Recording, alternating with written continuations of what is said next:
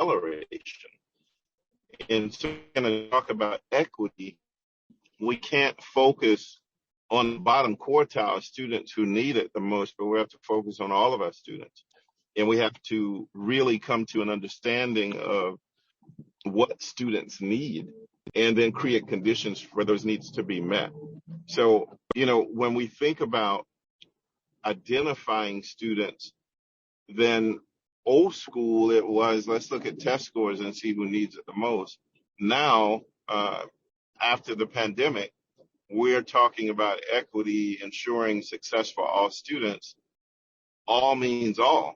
So we have to present a mosaic of learning experiences for our students.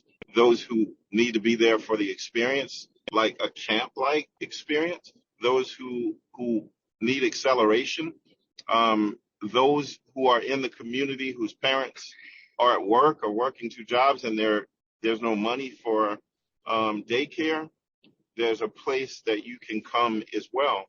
So when we think now about identifying students, summer learning experiences, what we hope to do is to grow it so much that it's open to all students. Regardless, you don't have to identify them. You just put it out there that it's available, right? And is that place where most districts are now that you work with, that they are all their summer learning programs are open to all students?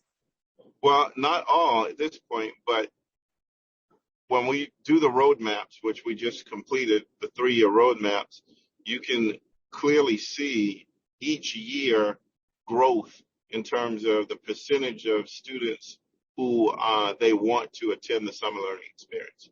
There's rapid growth, not only in the percentage of students, but also in the number of summer learning sites, an expansion of the number of sites that they will use.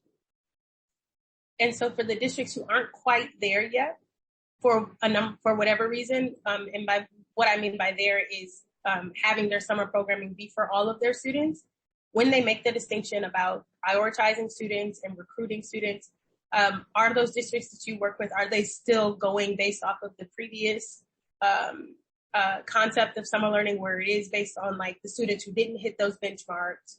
Yeah.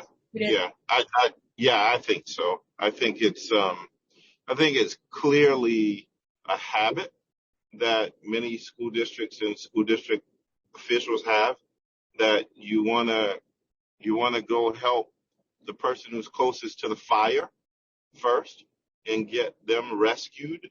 But what we're finding in education is we can't fix students, right? There's too much to fix. But what we have to fix is the system, and we have to align the system to the reality students face.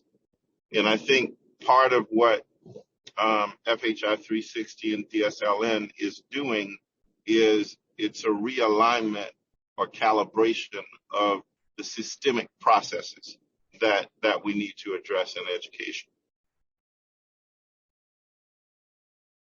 Yeah, and the reason I asked about that distinction is because that's something that, as I mentioned earlier, we've spoken to multiple coaches, and that's something that they're also talking about, is really shifting the mindset or helping districts shift their mindset from an idea of a deficit-based perspective around summer learning, and it's something that is a punishment almost, to wanting students to view it as an integral part of their learning, and not just students, but families to view it as an opportunity to continue or even extend students' learning from the school year. Yeah, and it's, that's one of the complexities of where we are right now. But to simplify that complexity, I think the message or the narrative has to be that it's not a matter of doing this or that. It's a matter of doing this and that. Yeah, so you can't cancel out the fact that there are students who still need remediation. You can't cancel the fact that there are students that really need time on task with math and science and reading and all of those things. As much as you need to provide experiences for students to have fun, to be outside, I have a district in South Carolina that identified a partnership with a former student who actually won the Hell's Kitchen contest as a chef. So they brought her back. She just finished teaching 3 weeks of a summer learning experience as a chef.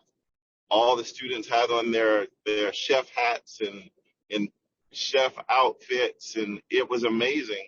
The same district then identified a student who became an actor in Hollywood, and now he's doing his 2 weeks as a partner with that school district.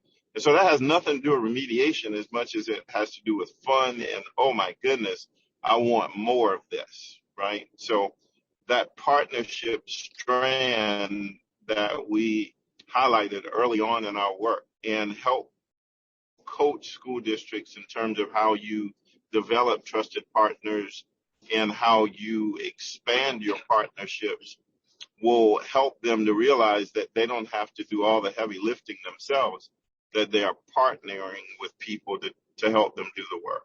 So. And I'm really glad that you mentioned partnerships, because that's directly related to my next question, which is, aside from the example that you gave us of that district in South Carolina, what other evidence do you see that districts are engaging in partnerships or with community partners?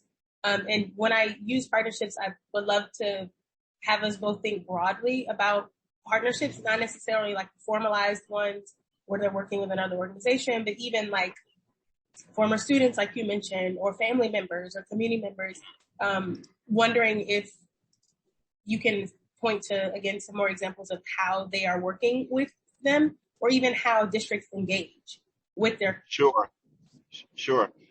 One, I can give you three that come to mind. One would be the narrative flip of parents, seeing parents or viewing parents as consumers of education, which is what's been happening for the past decade, that parents have been consumers of public education, right?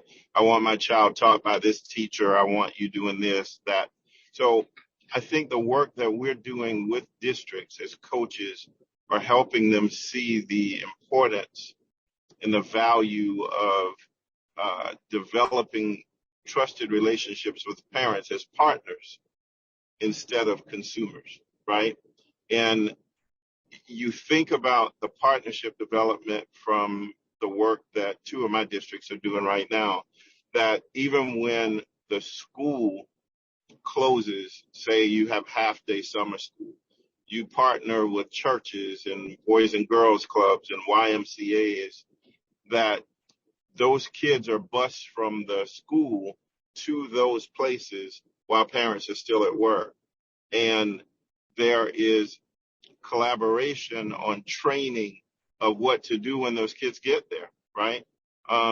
Curriculum can be shared, resources can be shared. And just because the student is not in the school, brick and mortar, then the outreach and the impact on education for those children can continue, even if they're in a church or if they're at a Boys and Girls Club or a YMCA.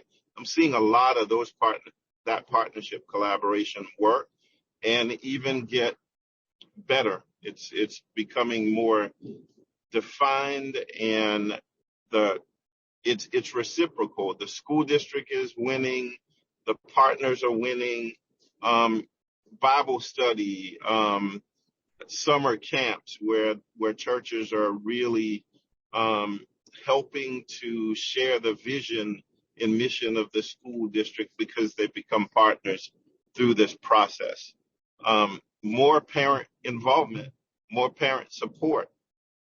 What we're finding in the districts that I'm working with are parents who said, I want to be involved, but I can't, but I can support your work. So it's not a either or, it's just defined in a different way in terms of how you partner with them. So I'm seeing so many examples of the value and the power of partnerships. I mentioned the two former students. I mentioned the parents. I mentioned the churches and the Boys and Girls Clubs, the YMCA. The one that I mentioned that didn't mention